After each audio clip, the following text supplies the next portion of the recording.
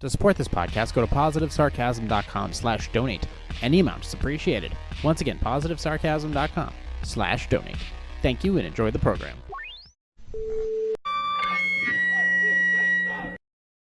Jay here, positivesarcasm.com, recorded here from the Spare Parts Studio alongside New Hampshire's beautiful seacoast. Be sure to like, subscribe, share. What the fuck is that? Is that a hair? Like, subscribe, share, donate, positivesarcasm.com/donate. Any amount is appreciated. Go ahead and check out all my affiliate links that are listed below. Whether you're thinking about killing yourself or you just want to invest in some stocks, go ahead and check out everything that is available for you below. I have to say, out of all the apps that I do use for like investing and cash management, all that stuff, I have to admit I'm choosing to admit, I don't have to do anything. But if I were to choose one, I would choose the Webull app. Go ahead, the affiliate link down there. They're giving you some really decent deals now. Where when you use the referral link, the description down below, I think a minimum of $100 deposit gets you, several free stocks, or at least fractions of some of the heavy hitter stocks. So go ahead, $100, get yourself started. I wish you could have done this sooner. I wish I could have told you sooner. But since the inauguration, I mean, today was like a big jump. But maybe it's a temporary jump, but who the hell knows? Who the hell knows? But go ahead and get signed up. Buy and hold. All right? So go ahead, check that out. Affiliate links in the description down below. Podcast is available anywhere podcasts are available as far as audio goes. I mean, I'm assuming so. Please don't sue me if I'm wrong. Just tell me it's not available here. And I'll be like, I'm sorry. And I'll try to upload it. But audio version of this video version of this podcast is available on YouTube and Rumble, and hopefully I'll make some time to get it up on Spotify, at least the video version of it anyways. Anything else? Oh, email me directly, positive sarcasm. Sorry about that. Email. I can't wait to fucking leave this place. Email me directly, positivesarcasm@outlook.com, or you can hit me up through my website. Of course, there's a contact section there. Go ahead and check out my website. It's nice. It's got like a black. Ooh. Somebody's having a panic attack. This town. Oh, God, I can't wait till I leave this place. It burns. Hope it just burns. Burns to the ground. As Brett Ernst used to say, call your moms. So it is about 6 to 8 degrees here in New Hampshire. And this is the diary of a wimpy dog. I have a wimpy dog. Once I have a secondary camera shown up, I'll have a chase cam. But right now, he's sound asleep in a queen size. Don't want to. All wrapped up asleep because he's a big old puss bag. Started off this morning with him, tiptoeing through the, through the cold ass parking lot, and then I always take him to a nice island in the morning that there's the leash law don't apply, so he can just run about. But he wears a Canada Pooch jacket because he gets a little frozen yogurt in the wintertime, so he's got to stay warm about him. But he doesn't have apparently they make booties for dogs, little booties that you put on their feet. Apparently that works. So his feet are ultra sensitive. So we are about to start our morning walk. Note that it's about 6 something a.m. in the morning. The sun is barely touching the foreskin of the horizon, and we're hitting this place. Hitting it hard.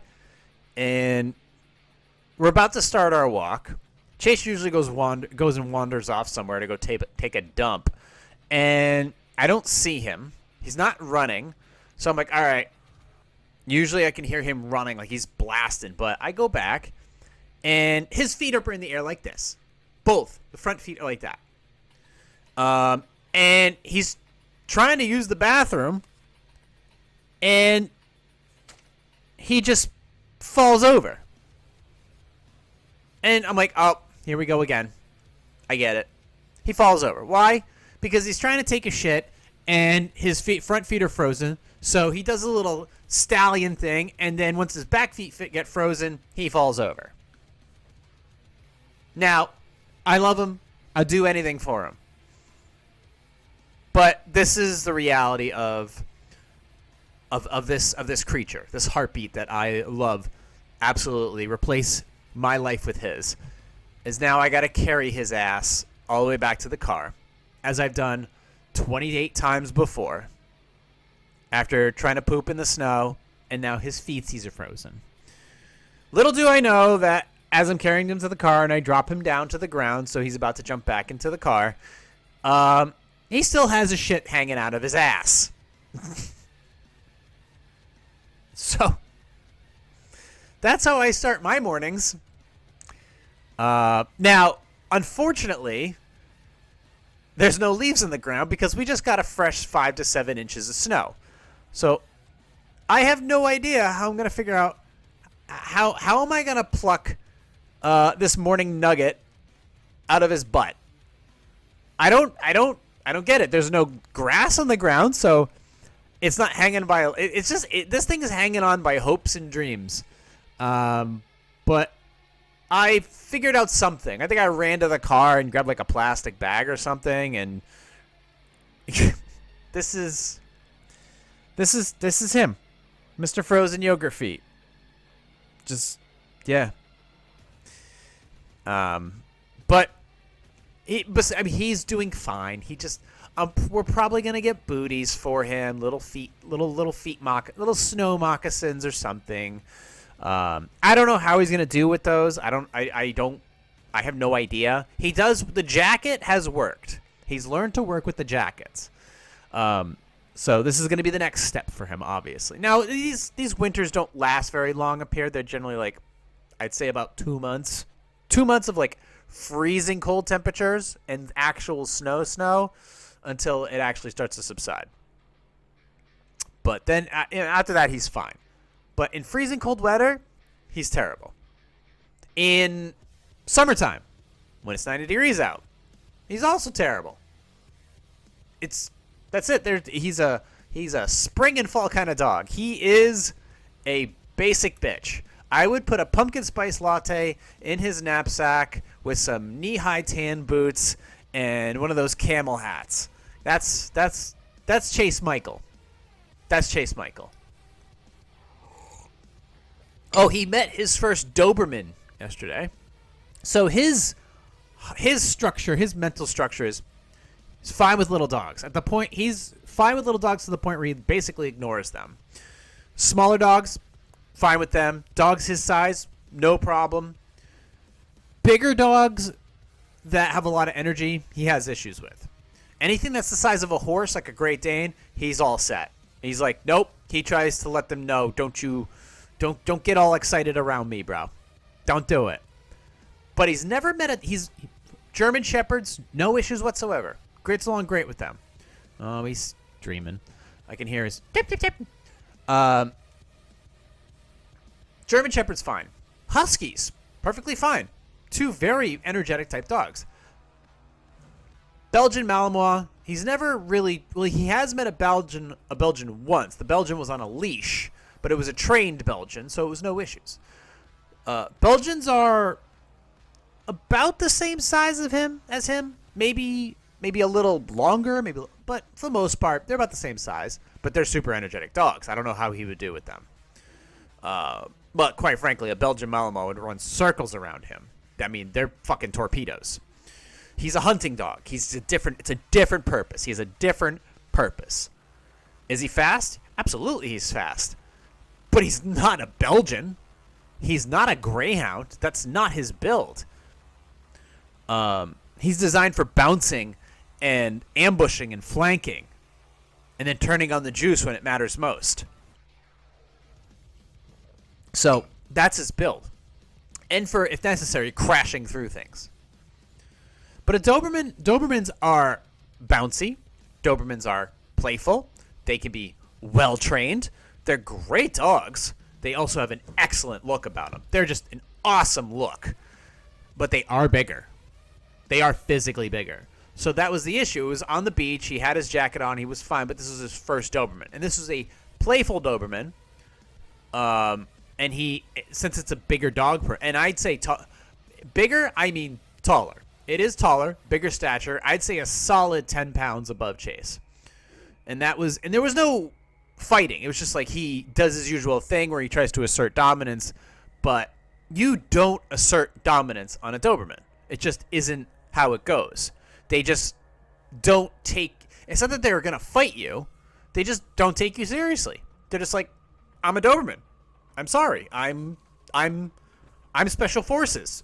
Now, whether I was trained to kill or trained to sit in your lap and lick your face is a whole different story. But I'm a Doberman. You don't scare me. They're great. I would absolutely own a Doberman. At a moment's notice, I would take a Doberman. They're great. But it was his first time. I've never had the chance to introduce him to one of them. And, that's the thing. I wish not a lot of people own them, though. People own German Shepherds. People own, boxers that annoy the piss out of him. German Shepherds, Huskies. People own them. Dobermans, you don't see them as much, especially since you generally don't find them as rescues. People who buy Dobermans. That's the kicker.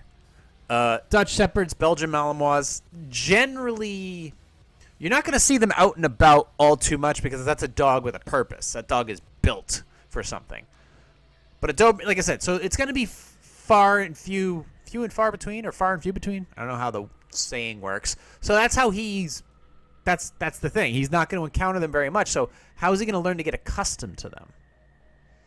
That's the thing. So I wish I could work through that with him. Maybe if somebody owned a Doberman, he could kind of get acquainted to the idea of like, hey, this dog could fuck you up. And you need to understand that since you're a little bitch who literally falls over when he's pooping. So because his feetsies are cold. So why don't you do yourself a favor and make nice with this dog that could literally beat you in a street fight. Now, what is Chase? That's the thing. Chase has the advantage as far as like, flanking and blunt force coming around the corner. He's an excellent hunting dog. But the Doberman is just one of them all around, lots of energy, durable, and just a beast, an absolute beast. So I mean, honestly, I want him to be friends with them. I don't want him to look at them. That's the one thing I've had an issue with. I've never gotten him trained for this, but I try to get him around as many animals as possible, as many dogs as possible, so that he can be like, they're just here to, be here. They're not an issue. So, like he saw the Doberman and he was like, hey, you stay in line. And then he sees a big old floofy golden retriever that probably weighs 25 pounds more than him. And he's like, ooh, let's fucking play. He doesn't like to chase. He likes to be chased.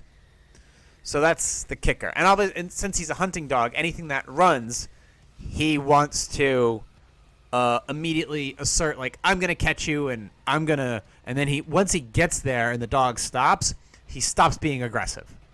That's his thing. Anything that runs, he gives chase to in an aggressive manner. But he loves to be chased, though. Anything that wants to chase him, he's like, bring it on. So, but yeah, the diary of a wimpy dog continues where, his little feetsies get cold and whatever. He's a big baby. He's an absolute big baby, and I love him. So, yeah, so there is that. Another topic. So obviously there's a couple topics that circulate around on this podcast. One of them is having to do with finances and financial wellness. And am I a financial expert? No. But you know what's funny is the person who has done so many things wrong with money is a person who can tell you from experience what not to do with it. Or at least possibly. And you know what? This is for entertainment purposes only. The thingy's right there. So, for entertainment purposes only. So you don't have to take me seriously. But you can understand that, I have some experience with it. I mean, it is all as of late, but it is useful. So, a question is just finishing my tea. When I have chamomile tea at night before I go to bed, I only have a little bit, maybe like 2 to 4 ounces. Nothing special, just a little bit of tea, packed full of chamomile. I drink that, and boom, good night, I'm out. When to discuss finances? When do you talk about money? Because it's something that circulates in my head right now because there's so many financial things I got going on right now. it's like, how do you shut it off? Whether you're in a relationship, when you talk about money, when you're with your friends, when you talk about money, and like money, I mean, talk about like financial investments, and that's a hard thing. It's like when you leave work, how do you talk about work after you're done with work with people who, like your whether it's somebody whether it's your partner or your friends or your family, and it's like, I generally don't recommend you talking about work after you leave work or talking about finances with necessarily anybody who doesn't want to hear about it. So these are a couple things. I mean, a lot of people, they go to work and that's kind of all they have. You know, Susie did this or that at work today, blah, blah, blah. Or I just, I'm trying to save money, or I'm investing in this and that and the other thing, or I'm going to Puerto Rico in a few months. And it's like, things that in a social environment best not. Essentially, it's a conversation that best not be had. It's worth avoiding, because ultimately, I think of like when it's talking about finances with just people in general, unless they really are asking for help, or that you'll know. Hopefully, you have the social cue to figure it out. Otherwise, it's like digging for gold. If you find gold, don't tell anybody. Just put it in your pocket and move on with your day. Otherwise, you're just exerting energy that's not necessarily needed. You're telling, I got gold. It's like, okay, well, now people are going to be like, oh, where'd you find it? Blah, blah, blah. And what was your technique? Now, wait on that. Okay. Do we on this podcast? Yeah, we can talk about money. It's fine. I can talk about it because you're voluntarily coming here to listen or get insight or just hear what poor decision I'm going to make next. That's the thing. Now, if I would have kept my money in, been able to have kept my money in all these stocks that I've invested in over the years, let's just say 7 years. 7 years. If I had the 7 years, I didn't have to ditch my 401k. I didn't have to go to court or file a lawsuit to get Chase back. Use it for, other financial purposes. Like I had to front some money to help somebody get an apartment or buy a car or whatever. If I didn't have to do any of that stuff, yeah, I'd have a ton of cash. All my recommendations basically, some were very long term over the course of about 5 to 7 years. Some of them were 6 months or a few weeks turnaround times. Like, so they were all good investments over a period of time. Essentially buying and hold. I mean, if you want to look at a couple people that I listen to for stock advice, one is Clear Value Tax, who's kind of like a boots on the ground type of overall economy situation. And then there is Joseph Hogue, who's he's a Bowtie Nation. I think his YouTube handle is like Let's Talk Money, but Joseph Hogue, Hogue. Smart dude, smart dude. But ultimately, when you discuss money, if you're in a family setting or a family, friends, or social setting, it's hard talking about stocks. It's like, if people ask you, like, do you trade or whatever, it's like, yeah, I do. I invest. Yeah, I've got a couple of retirement accounts, and I do my thing. And it's like, do you have your money in this? Yeah, it's like you kind of nonchalant, like you kind of generalize it. It's like, I got money in a bunch of things. I'm just investing. You kind of keep it passive. It's like, well, have you heard of this company or you heard of that company? It's like, well, okay. Well, which ones? What are their stock? And if they mention a company and go, oh, what's their stock symbol? What do they do? And if they tell you about it, be like, okay, what's their stock symbol? I'll add it to my watch list. And it's like, oh, okay, cool. So you're not necessarily investing in the company, but you are taking their information that they feel good about, and then you're adding it to your watch list. And I've got watch lists on my stock accounts. I've got an AI section. I've got a real estate section. I have a YOLO. I even have a YOLO section. It's like, fuck it. See if it goes up and down. I have an energy section, an oil section, a monthly securities, a bank section. And it's just like, if you have, it's like, oh, what do they do? They mine gold. It's like, okay, I'll put it in the precious metals section and see if that pans out. You know, but it's okay if people ask you, "Are you invested in this company?" Be like, you can be transparent about it. It's like, but my goal is start with something simple. If you have debts, now some people say debt is a good thing. If you know how to use it, if you know how to use, like, there's a lot of like hedge fund managers and big, financial influencers that will tell you that debt is a good thing, and you can use debt to your advantage. You can borrow, you can get into debt and use that debt. You borrow money to invest it, but you need to know how to invest it. If you don't know how to invest it, then don't fucking do it. Don't like take out a $10,000 loan and go throw it at some options if you don't. Number one, don't get good rates to borrow that money.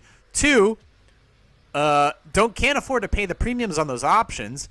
Three, don't know which options you're picking, whether you're buying calls or puts or whatever. If you don't know how to do that shit, don't fucking YOLO it. Don't put yourself through that. If you don't know what you're doing, don't take risks like that. Just buy good stocks and hold on to them. It does pan out. Okay? It does. You'll get your 10, 20, 30% over the years, and you're going to be fine. And it accumulates rapidly. You realize you can, in 10 to 15 years, if you just throw that money in there aggressively, you could be looking at retirement. You could be looking at retirement. My nephew's doing a great job right now. He gave me a thought process of what he was doing right now. I gave him a little piece of advice, a little bit. Like, you got this, and this, and he wants to buy toys. And I'm like, okay, well, here's some things that you could do. All right, over the next 10 to 15 years. Now, could it all come crashing down? It is always possible. It's always possible that things can just come crashing down. But at that point, when things come crashing down, it's like, oh, now's another opportunity to buy. People who bought in the stock market in 2008, 2011, millionaires. People who bought during the dot-com bubble, millionaires. People who bought in 2018, millionaires. People who bought in 2020, in March of 2020, millionaires. People who are buying right now could be millionaires a year from now, 2 years from now. That's truth. That's truth. Because right now interest rates are still high. When interest rates come down, if there's some inflation going up or whatever, or things are starting to pick up pace and there's more borrowing done, yeah. But if you don't know what you're doing, start simple. If you don't know what to do, if you don't know what to do with your debt, then just get rid of it.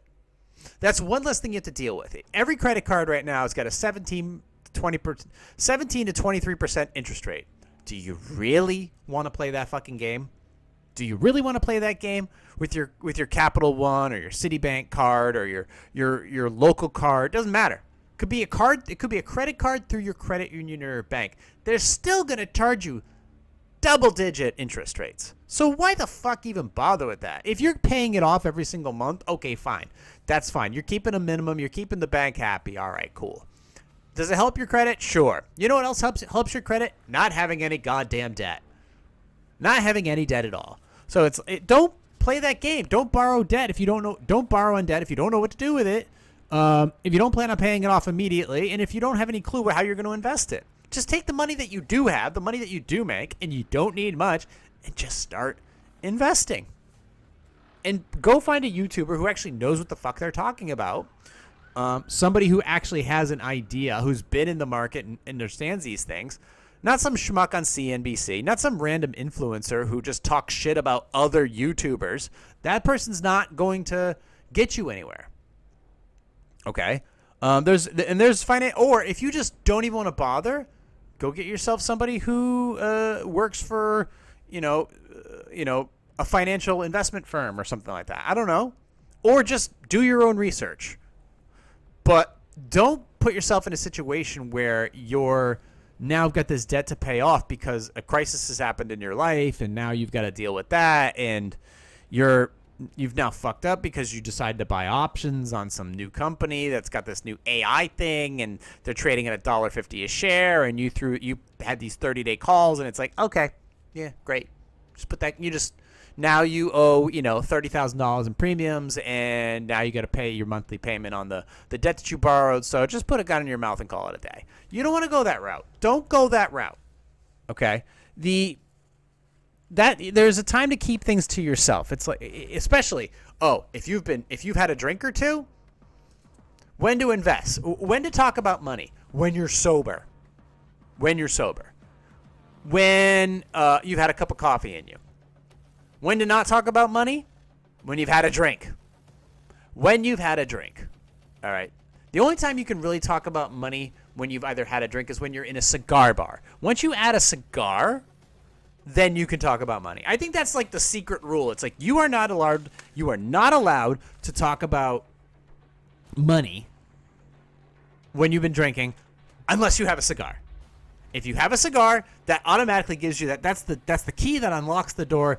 Oh, let's talk about stocks and bonds, blah, blah, blah, blah, blah, blah. That's how it is. You ever been into a cigar bar? All they talk about is politics, pussy, and cash. That's it. And I mean, but they live there. They live there with these people. So this is the free territory here, is when you have a cigar in your hand. So this is now I have a plan. It's my plan that I do on my own. I don't really boast about it or talk about it unless it's on this platform for the most part. But I struggle too. With the because I'm actively involved every single day with finances, working on that stuff. And I have no debt. I don't owe anybody nothing. Nobody. I don't owe anybody shit. That's a great feeling. I don't have to worry about the car payment or my credit cards due or none. My goal, pay rent or pay the mortgage. That's it. If that's the only debt I have is a fucking mortgage or the rent, I'm set. I don't want to owe anybody nothing. I want to wake up, have my coffee, and know that I don't owe dick to nobody. That's my biggest goal in life. And I'm achieving that. I'm achieving that for sure. Now, pretty honest with you, I could have waited, but I was really eager to get a second car this year because I sold off my other one, and I was really eager to get a car by like August. I'm like, I want a second car right now so I can, get it ready for the wintertime and stuff like that. So I took like a little personal loan out, like a little one, like $3,000 or something like that. And then I paid it back in like a month. Literally in a month, I'm like, done. Just get this out of the way. But did that hurt my credit? No. None. I took a $3,000 loan out, paid it off, and it makes me look great. But ultimately, it's like the person who talks about money all the time with their family, that person may be well off, or honestly, it doesn't. Or they could be in debt up to their fucking eyeballs, and in really, really shitty shape. Now, also, it's a social thing. Like, it doesn't make you look attractive.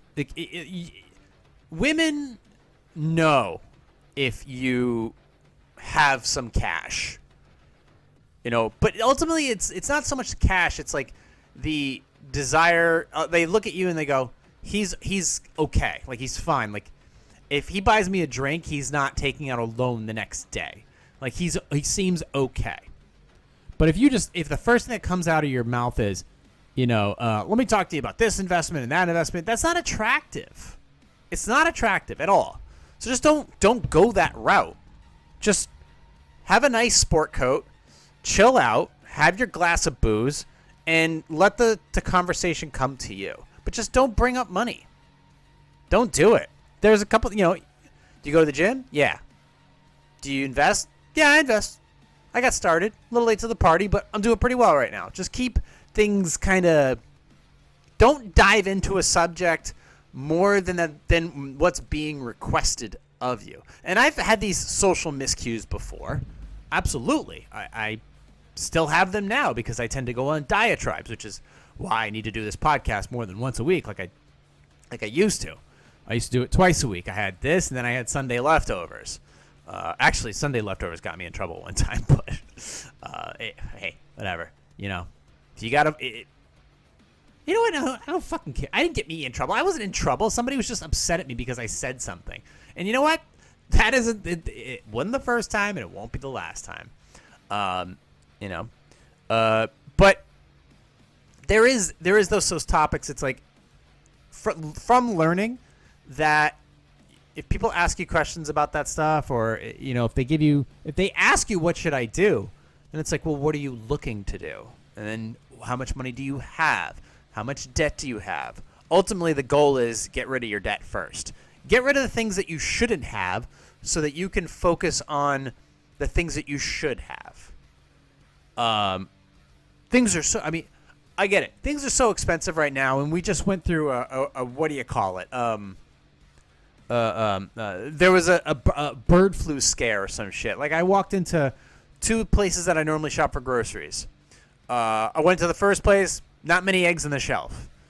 Went to the next place, they had no eggs on the shelf. It's like, interesting, especially during inauguration week. I wonder if we're going to go through some type of really interesting manufactured scare. But it's like, no, apparently some bird got fucking cooties and, you know, decided to spread the love, and now there's no fucking eggs on the shelves. Great. And chicken prices are double the price now. Great. So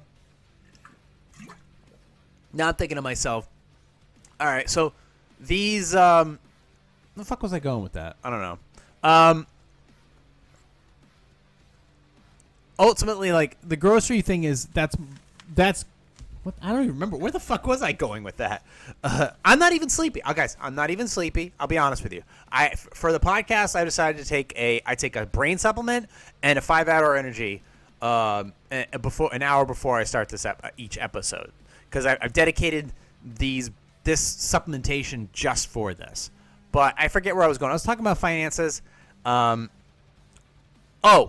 know things are expensive. I know things seemingly are expensive. But you also have to get into the habit of where can I shop for deals? And what is actually a deal? When you walk into like a Walmart or Target, there's no deals. I'll be honest with you. There's nothing you need to go. There's very little that you need to go to those places for things that are actually deals. Now, you walk into a Walmart, yeah, possibly you'll get some deals, or Target, maybe you'll get some deals on supplements.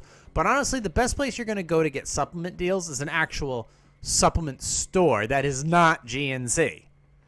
But ultimately, you go to Walmart, you can get some supplements for decent prices, depending upon what you're getting. Or maybe Amazon or eBay, you can get some decent prices for supplements. But like food, you're not buying from Walmart. You're not buying from Target. And you better fuck not be buying it from like Whole Foods or what is that place? St. Joe's Meat Shack? Trader Joe's. You know, that you're not saving any money going there for food. You need to go to your local grocery stores or more, you know, in Florida, you're going to Publix. If you're in Texas, you're going to H-E-B. If you're in New Hampshire, you're not going to fucking Hannaford's. You're going to McKinnon's, or you're going to Market Basket. That's where you're going. Okay? South Carolina, you're probably going to Food Lion. This is where you go. And if you see deals on, you know, poultry or meat or whatever, you buy a shit ton. And I'll be honest with you. Go into fucking Costco. Welcome to Costco. I love you. Or if you're going to BJ's, that shit ain't cheap. Shit ain't cheap at all. Like, we're buying in bulk, we're saving money. No, you're not. You're not saving money at all. First of all, you're paying for the fucking membership, okay? And you're probably paying the same prices that you would at Walmart. And you're also buying a giant ass fucking package. And then you're going there and buying a giant ass thing of pickles. And then you're buying something else which is not on sale either because you're there. And you got to buy a bunch of shit to justify going there to begin with, and the next thing you know, you're spending $200 fucking dollars in groceries. And it's like, well, I go all there, and I don't have to shop for a month. Really? You think so? What did you actually get? And is it actually good for you? Are you actually buying the you know, that 42 pounds of fucking of yogurt? Is that actually going to be your food for the next 3 weeks, 4 weeks? Is that going to serve you any purpose? You need to buy the essentials. You need vegetables, fats, proteins, and probably some carbohydrates. Nothing too processed. And then maybe some supplementation for your waters. But if you really want to invest in your future, you're not buying beer. You're not buying designer hops. You're not buying wine from Costco. You're not doing any of that shit. You're not doing any of that. Don't waste your time. You really, right now especially, you want to put all this, like, you want to be investing, I don't know, if you can. Like, if you have a paycheck, 40%. I mean it, 40%. So if you're making like $1,000 a week, if you have no debts, I don't see any reason why you can't put between $300 and $500 a week away. All right. If you want a $500,000 house, $600,000 house, you need between $60,000 and $120,000 down. That's it. You need that money down. I mean, if you've got like 60 to 70 grand payroll, then you can probably get approved for like 350 grand on your own, 400 grand on your own. So these are things to consider. If you're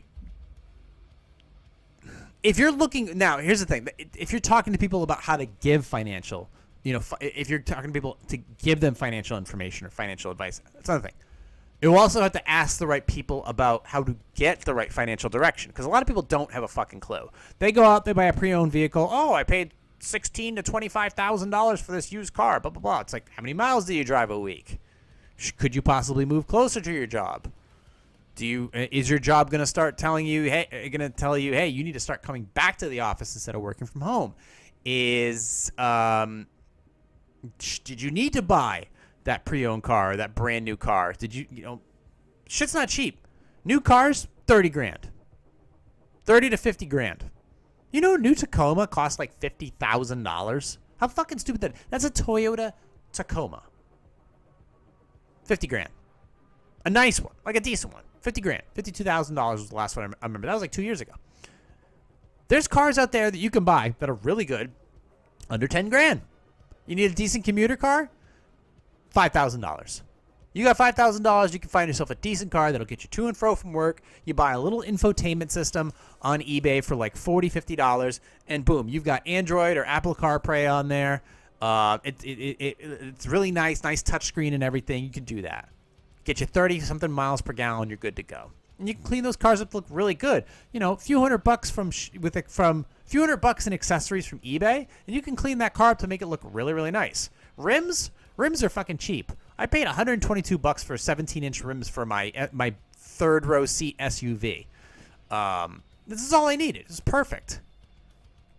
So they're doing the little things, if you want to spend 15 grand, get something cleaned up as a car, you'll get a nice car with maybe really low miles that you could drive for 4 or 5 years, and you probably have it paid off by then.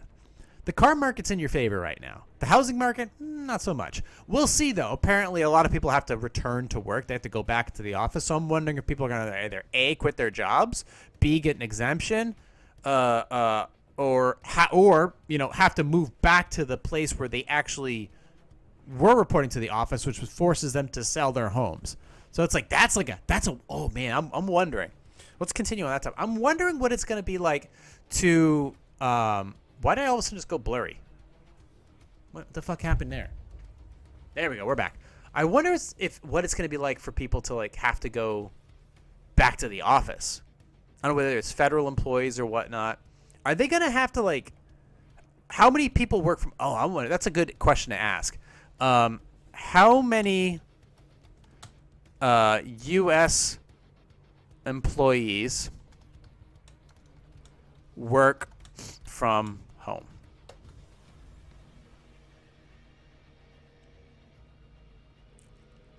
Let's see.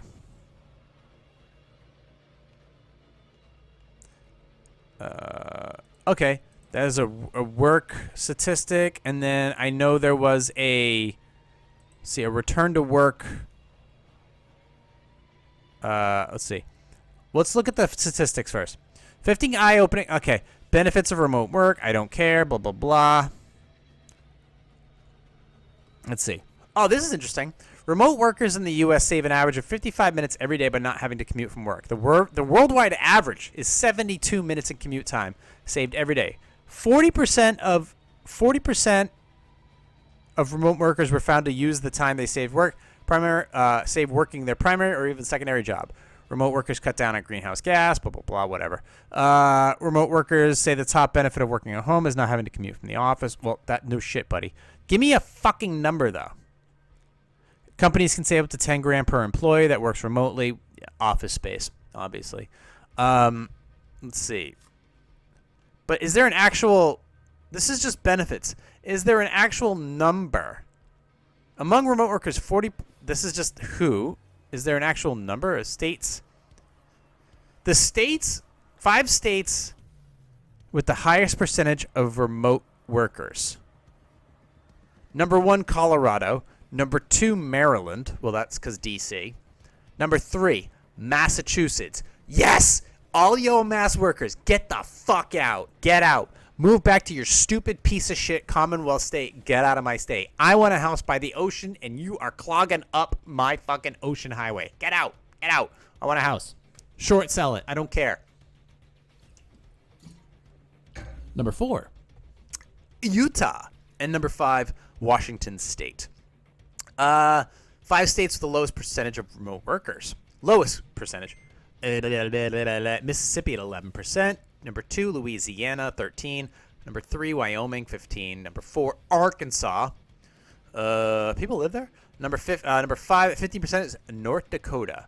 Massachusetts was 36% of people in Massachusetts were remote working. Okay. Miami's top-ranking city for remote workers to live in. Well, you can sell Coke anywhere.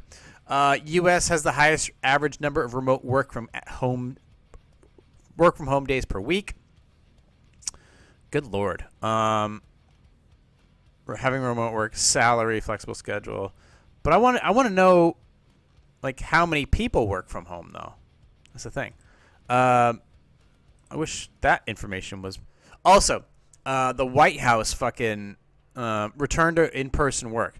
This is heads of all departments and agencies in the executive branch of government shall, as soon as practical, take all necessary steps to terminate remote work arrangements and require employees to return to work in person at their respective duties stations on a full-time basis, provided that the department and agency heads shall make exemptions they deem necessary.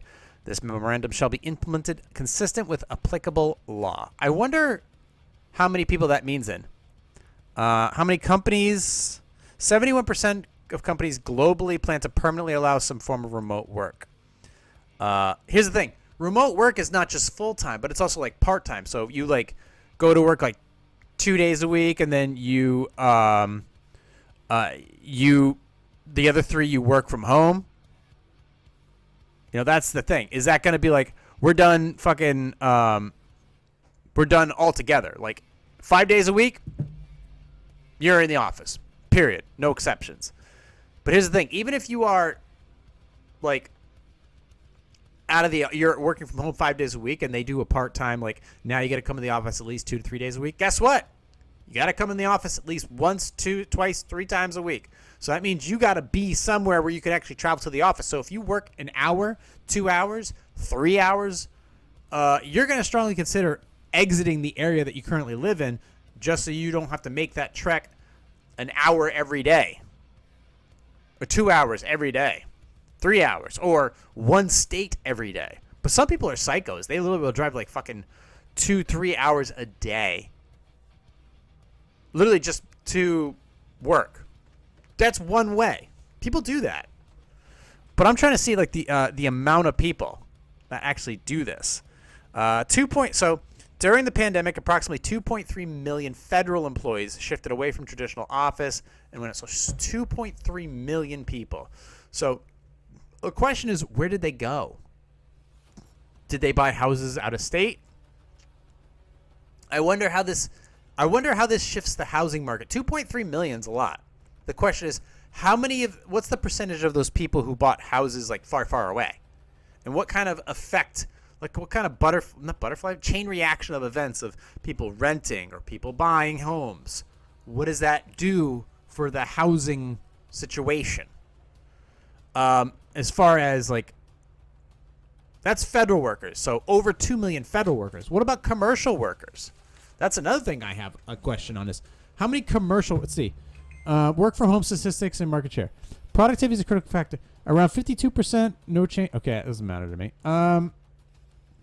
The federal civilian workforce, 2.28. So many remote workers, they say, likely leave their job if. Oh, I wonder what this is. All the time, some of the time. Women are somewhat more likely than men to say that we're more likely older worker, blah, blah, blah. Say their employees require a certain amount of time in office. Okay. So I'm not getting like an actual, I'm going to say it's probably several million. Several million employees probably work from home because they have the option to. So the question is, right now, here's the things you have to figure out. How many of them still have office space that they lease or own that is currently unoccupied? Places like Liberty Mutual and stuff like that. They have giant office buildings with nobody in them. How long is the lease for? Do they plan to bring their workers back into the office? These are, how many of these workers are saying they're not going to come back and they're going to get like another job somewhere else? Like first of all, 2 million people all of a sudden being told you have to come back to the office. 2 million, let's just say 1.5. 1.5 million people all of a sudden have to come back into the office. That's in federal employees. That's a shift right there. That's a huge shift right there. You all have to come back. All right, where do you live? Do you rent? Do you own? That's a huge thing. A huge thing. Now, let's add on another, 5 to 10. I don't know. I'm not finding a fucking number. I guess I'm just going to have to type it in. Other than going to type in, how many, I ideally typed that in. Nothing came up. How many people in the United States work from home? Some chat GPT knockoff fucking please tell me.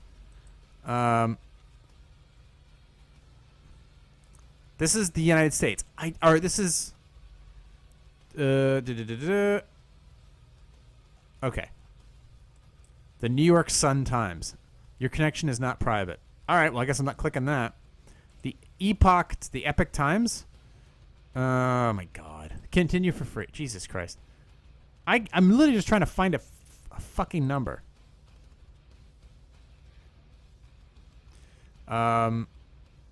Sharp. I don't give a shit about that. More work pandemic. All right, let's just try one more, and we'll see. We'll try one more search, and we'll go from there. Hit news from the left, news from the right. Haha, that's funny. In the United States, the average time spent is 1 point. I don't give a fuck about that. We're seeing blah blah blah. This tells me how many people work from the home.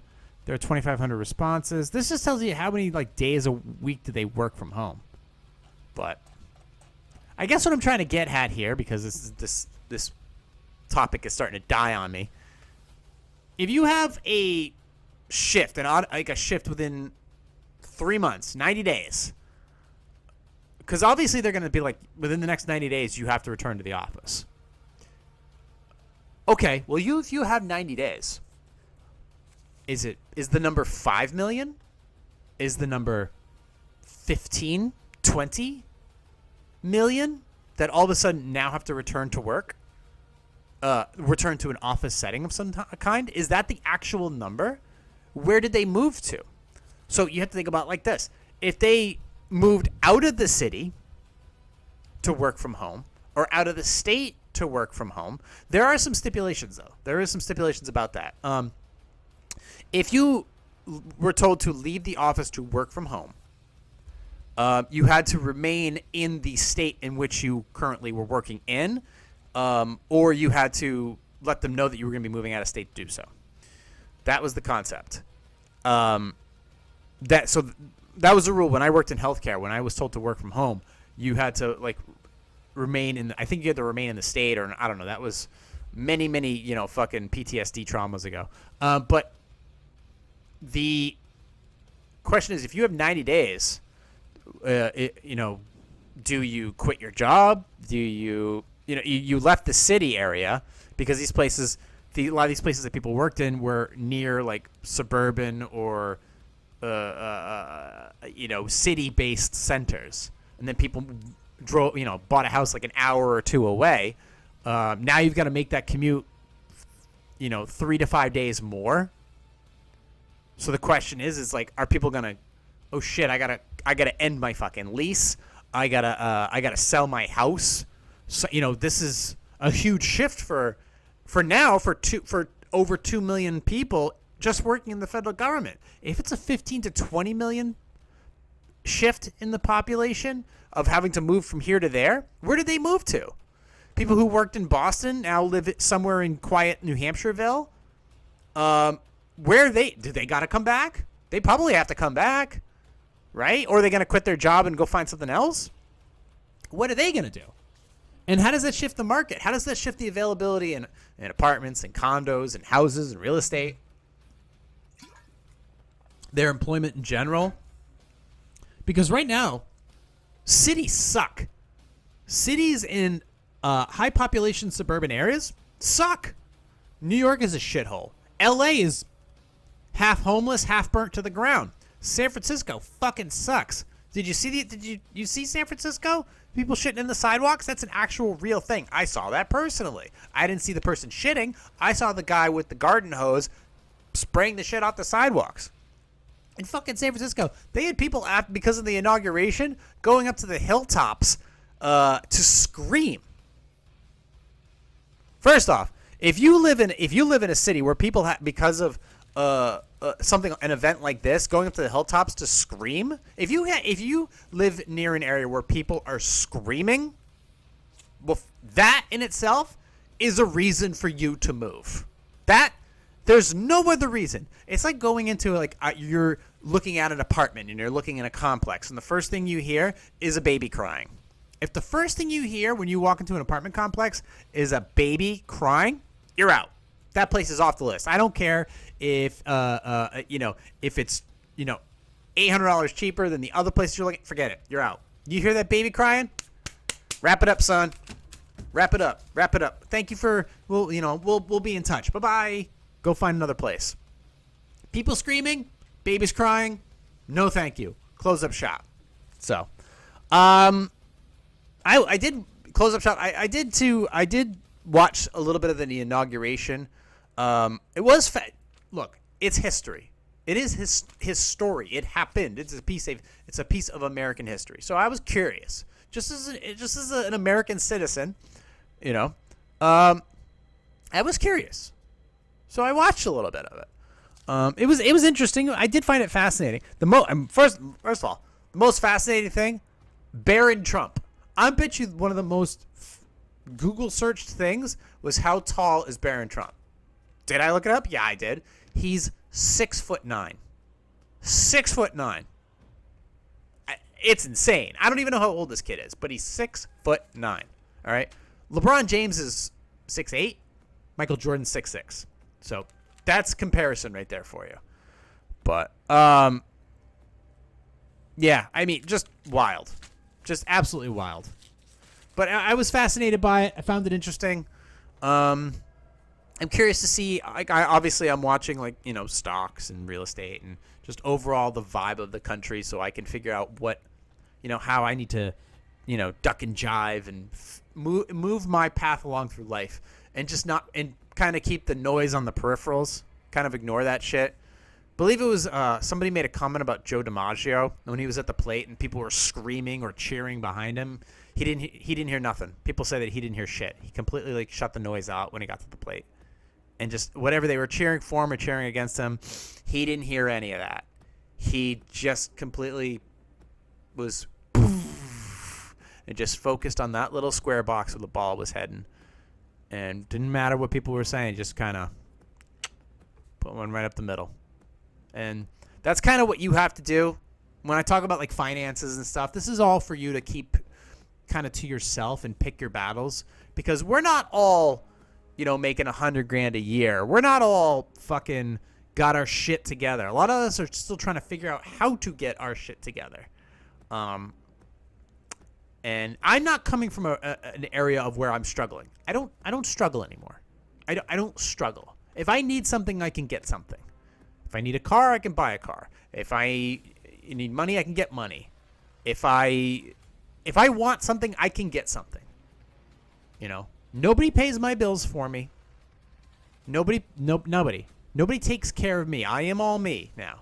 Took me long enough. It only took me 40 years, but I am me. I am independent. I can take care of me, and I have a lovely, almost 7-year-old North Carolina plot hound who is well fed and taken care of. So, but I'm just offering like this little conversation that we're kind of having here, is ultimately for you to kind of pick your battles and see if you can start to peel the onion that is the problems in your life and just slowly peel them away to the point where you are emotionally, financially, spiritually independent, and you can handle your shit on a day-to-day basis without having to worry about stupid stuff, and getting off of the Adderall and the anti-anxiety medication so that you can focus on being healthier and happier and more focused on the meaning of your existence. And anything short in that is small potatoes. Speaking of which, I'm kind of hungry. I should probably get some food. You can find me on Instagram at +_sarcasm. All my stuff is private, so please, you have to send a request. My fucking YouTube page and my website, +sarcasm.com, are 100% public. So go ahead and check me out there. Word Soup dropped a few weeks ago. Go ahead and check out that blog. Questions, concerns, comments, hit me up on my website or email me directly, +sarcasm@outlook.com. This podcast is available anywhere where audio is uploaded, and then YouTube and Rumble is where you get the video. But like I said, if you have questions, concerns, comments, hit me up on my website. Check out all my affiliate links. And there you have it. Didn't even do any Q&A. Holy shit, did I just do an hour? God. I got to shut up. Anyways, thank you for listening, watching, subscribing, and I'll catch y'all next week. Recorded here from the Spare Parts Studio alongside New Hampshire's beautiful seacoast for entertainment purposes only. This has been a Positive Sarcasm presentation.